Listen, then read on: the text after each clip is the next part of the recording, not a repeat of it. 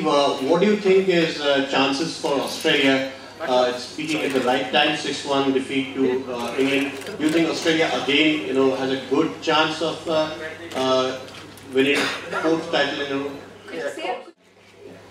Look, of course Australia have a good chance. I mean, it's hard to beat experience, particularly in people who have done it in big match occasions, and that's what the Australians have done. I think we're unbeaten for the last 27 World Cup matches, which is an incredible record. We've won the last 3 World Cups. Ricky's been captain of those last 2. That's going to count for a lot when you get towards the quarterfinals, semi-finals and finals. We have a pretty well-balanced side. We've taken an aggressive approach by picking 4 fast bowlers, which I'm not sure any other country has done. So this is a strategy that's either going to work very well or not work well at all. So the jury's out a bit, but I think Australia are in form.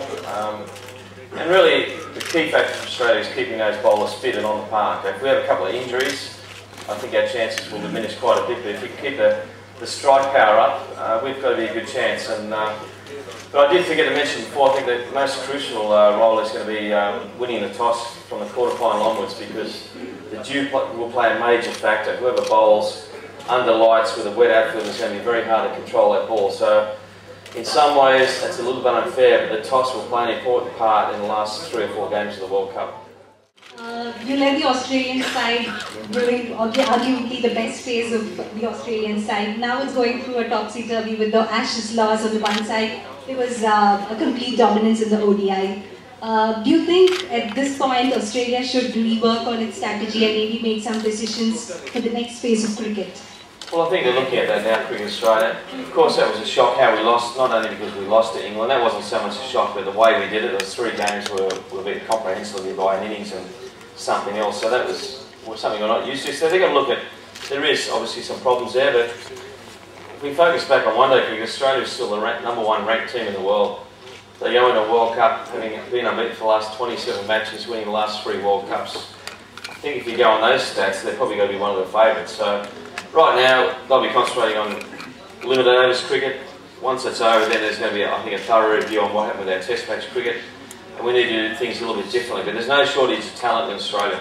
There's a lot of very good young quick bowlers from the 17 to 21 year age bracket. And we'll be back close to the top of world cricket within the next 12 to 18 months. How Australia would be able to make up for Michael Hussey's absence?